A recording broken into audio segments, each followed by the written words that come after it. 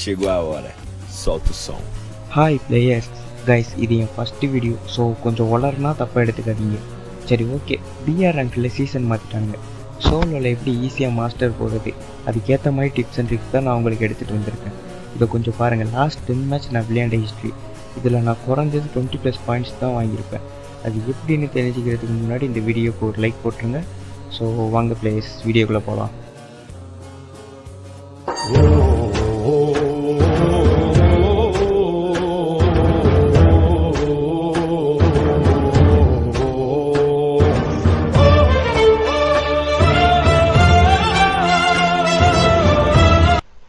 Okay players, first நான் சொல்கிற கேரக்டர்லாம் எக்யூப் பண்ணி வச்சுக்கோங்க.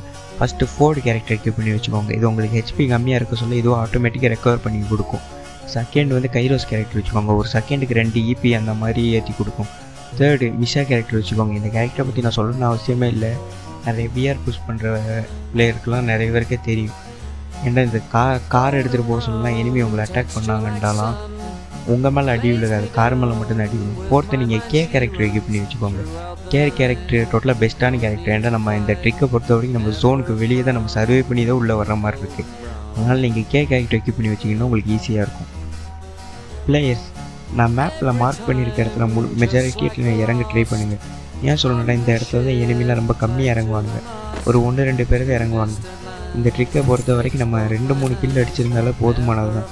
நம்ம எக்யூப் பண்ணிட்டு வந்த கேரக்டர் இல்லாமல் ஜோன் சர்வேக்கு ஏற்ற மாதிரி உள்ள கேரக்டர் தான்.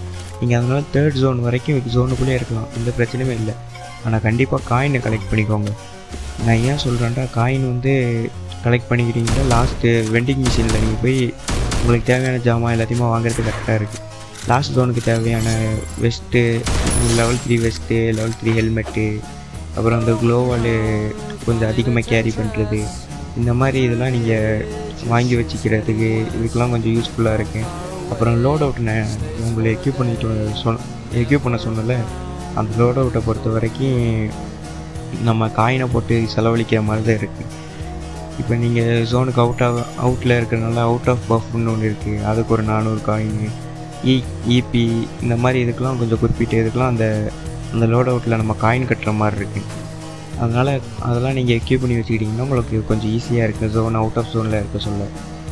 இது first video guys, first voice over வேறு கொடுக்குறேன்னா ரொம்ப வருது, ஃபுல்லாக முடியலை. நீங்கள் சப்போர்ட் பண்ணிங்கன்னா ஓரளவுக்கு ஒரு லைக், ஒரு மோட்டிவேஷன் அந்த மாதிரி இருக்கும். நீங்கள் போட நீங்கள் லைட்டாக சப்போர்ட் பண்ணிங்கன்னா இன்னும் கொஞ்சம் எனக்கு வீடியோ போடுறதுக்கு மெஜாரிட்டியாக இருக்கும், கொஞ்சம் ஹெல்ப்பாக இருக்கும். இதுக்கு கூட எனக்கு குளருது கைஸ், மெஜாரிட்டின்னு வருது, கொஞ்சம் இதை மோட்டிவேஷனாக இருக்குதுன்னு சொல்ல வந்தேன். சரி, ஓகே, கண்டென்ட்டுக்குள்ளே வருவோம். நீங்கள் கண்டிப்பாக கார் எடுத்து வச்சுக்கோங்க அவுட் ஆஃப் ஜோனில் இருக்கும்போது. கார்னால் நான் என்ன சொல்கிறேன்டா, ஒரு ஆட்டோ, லேம்பர்கினி இந்த மாதிரி வண்டியில் எடுக்காதீங்க. இதெல்லாம் நீங்கள் எடுத்திங்கன்னா ஈஸியாகவே எனிமி உங்களை அடித்து, இப்போ நீங்கள் ஆட்டோலாம் எடுத்துகிட்டு போனீங்கனாலும் ஒரு 4 புல்லெட்டு, ஒரு 5 புல்லெட்டு இறக்குனால போதும், ஆட்டோலாம் வெடிச்சிடும். இந்த மாதிரி நேரத்தில் உங்களால் ஈஸியாகலாம் எதுவும் பண்ண முடியாது. லேம்பர்கினிலாம் எடுத்திங்கனால நீங்கள் ஸ்பீடாக போகலாம், அவ்வளோதான். இப்போ அவங்க ஒரு M60, M249 இந்த மாதிரி பெரிய கன்லாம் வச்சுருந்தாங்கன்னா ஒரு கொஞ்சம் நீங்கள் காரை விட்டு ஒரு 10 மீட்டர் தான் போவீங்க, அதுக்குள்ளே காரை வெடிக்க வச்சுருவாங்க. நீங்கள் ஜீப்பெல்லாம் எடுத்திங்கன்னா கொஞ்சம் ஈஸியாக இருக்கும். அப்புறம் நீங்கள் பைக்கெலாம் எடுத்திங்கனாலே நீங்கள் ஈஸியாக தப்பிச்சு போயிடுவோம். ஆனால் முடிஞ்ச அளவுக்கு எனிமி பக்கத்தில் ஃபைட் எடுக்கிறாண்டா டோட்டலாக பக்கத்துலேயே வர மாதிரி பார்க்காதீங்க. நீங்கள் பைக்கெலாம் எடுத்திங்கன்னா உங்களுக்கு கண்ட்ரோல் ரொம்ப ஈஸியாக இருக்குது, நீங்கள் ஈஸியாக தப்பிச்சு ஓடுறதுக்கு எல்லாத்தையுமே கரெக்டாக இருக்குது. நீங்கள் ஜீப்பெல்லாம் எடுத்திங்கன்னா கொஞ்சமாக அடி தாங்க. மான்ஸ்டர் ட்ரக்கெல்லாம் எடுத்திங்கன்னா வெறியாக இருக்குது. மான்ஸ்டர் ட்ரக்கெல்லாம் எவ்வளோ அடி அடித்தாலும் அதெல்லாம் கரெக்டாக தாங்கு. ஆனால் அது குறிப்பிட்ட அளவுக்கு எனிமி கொஞ்சம் சுட்டு பார்ப்பான், அதுக்கப்புறம் அவனை டோட்டலாக போய் வெறுத்துருவான் சுடுறதுக்கு. அவன் ரொம்ப ஒரு பைத்தியக்காரனாக இருந்தாலும் போட்டு அழுத்தி உங்களை கில் அடிக்கணும் வேண்டிய மாஸ்டருக்கு வெடிக்க வச்சுருவான். நீங்கள் அந்த மாதிரி ஏதாவது ஒரு பைத்தியானோ போட்டு வண்டியில் போட்டு அழுத்துறானோன்னு வைங்க, சட்டுன்னு வண்டியை விட்டு இறங்கி க்ளோவில் போட்டுருங்க. க்ளோவில் போட்டு லைட்டாக அட்டாக் அடிக்கிற மாதிரி அடிச்சுட்டு சட்டுன்னு மறுபடியும் வண்டியை எடுத்துகிட்டு ஓடிடுங்க. இந்த மாதிரி தான் நல்லா டோட்டலாக ட்ரிக்கு யூஸ் பண்ணுவேன். இந்த மாதிரி யூஸ் பண்ணி தான் கடைசி 10 மேட்ச் இல்லை, நான் டோட்டலாக 38 மேட்ச் விளையாண்டேங்க. ஆனால் 38 மேட்ச்லேயுமே குறைஞ்சது எனக்கு மைனஸ் ஆகுனதுனால ஒரு 18 பாயிண்ட் தான் மைனஸ் ஆகிருக்கு இந்த சீசனில். நான் எல்லா மேட்ச்லையுமே இப்போ கடைசியாக இன்றைக்கி நான் விளையாண்ட மேட்ச்லேயுமே 3 கோயை அடிச்சிட்டேன். எல்லாத்துலேயுமே 41 பாயிண்ட் அந்த மாதிரி தான் ப்ளஸ் ஆகிடுச்சு. நான் சொன்னதை குறைஞ்சபட்சமாகவே 20 பாயிண்ட் உங்களுக்கு டோட்டலாக ப்ளஸ் ஆகிருக்கு.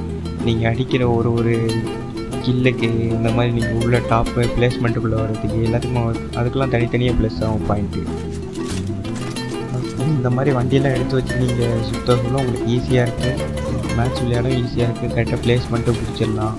நீங்கள் முடிஞ்ச அளவுக்கு தேர்ட் ஜோனுக்கு தாண்டி நீங்கள் வெளியே இருந்தீங்கன்னா உங்களுக்கு ஒரு 4 சூப்பர் மெடிக்கெட்டு உங்களால் கேரி பண்ண முடியும். அதுவும் டோட்டலாக தீர்ந்தாலும் நீங்கள் ஜோன்லேயே எலிமினேட் ஆகிற மாதிரி இருக்குங்க. நீங்கள் ஃபஸ்ட்டு மேட்சுக்குள்ளே நிறைய பேர் கேட்பாங்க, ஃபஸ்ட்டு மேட்சுக்குள்ளே வரும்போது நான் பீக்கில் போய் அட்டாக்கிங் ஆடிட்டு ஒரு 2-3 கில் எடுத்துகிட்டு நான் இது லாஸ்ட் ஜோன் சர்வே பண்ணலாமா ப்ரோ அப்படின்ட்டு. அந்த மாதிரிலாம் பண்ணுறதே வேஸ்ட்டுன்னு நான் சொல்லுவேன். ஏன் சொல்கிறேன்னா, நீங்கள் அந்த மாதிரி பண்ணி நீங்கள் ஒரு 3 கில் அடிச்சுட்டு நீங்கள் உங்களுக்கு ஒரு 30 பாயிண்ட் ப்ளஸ் ஆகுதுனாலும் நீங்கள் இந்த மாதிரி சர்வே பண்ணி உங்களுக்கு ஒரு 30 பாயிண்ட் ப்ளஸ் ஆகும். அது டோட்டலாக கொஞ்சம் வேஸ்ட்டுன்னு தான் எனக்கு சொல்கிறேன். ஏன்னா நான் அதையும் ட்ரை பண்ணி பார்த்துட்டேன், அதனால தான் சொல்கிறேன். நீங்கள் ஃபஸ்ட்டு இறங்க சொல்லி நீங்கள் ஒரு அந்த மாதிரி அந்த 3 நிமிஷத்துக்கு ஹார்ட்டை வச்சுக்கோங்க. வச்சு நீங்கள் சர்வே பண்ணி இந்த மாதிரி லூட் உங்களுக்கு தேவையான லூட் எல்லாத்தையும் அடிச்சுட்டு நீங்கள் லாஸ்ட் ஜோன் வரைக்கும் வந்துடுங்க.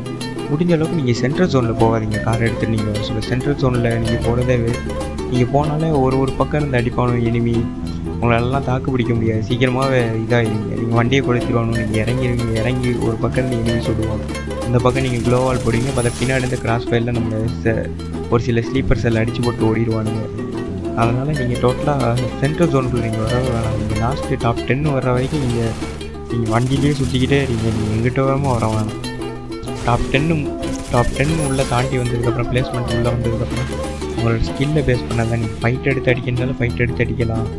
அந்த மாதிரி தான் நீங்கள் எந்தெந்த உங்களுக்கு தெரியல, நீங்கள் ஒரு நல்ல கன் ஸ்கின் வச்சுருந்தா அந்த மாதிரிலாம் இருந்தாலும் நீங்கள் இறங்கி அடிக்கணுன்னா நீங்கள் அடிக்கலாம்.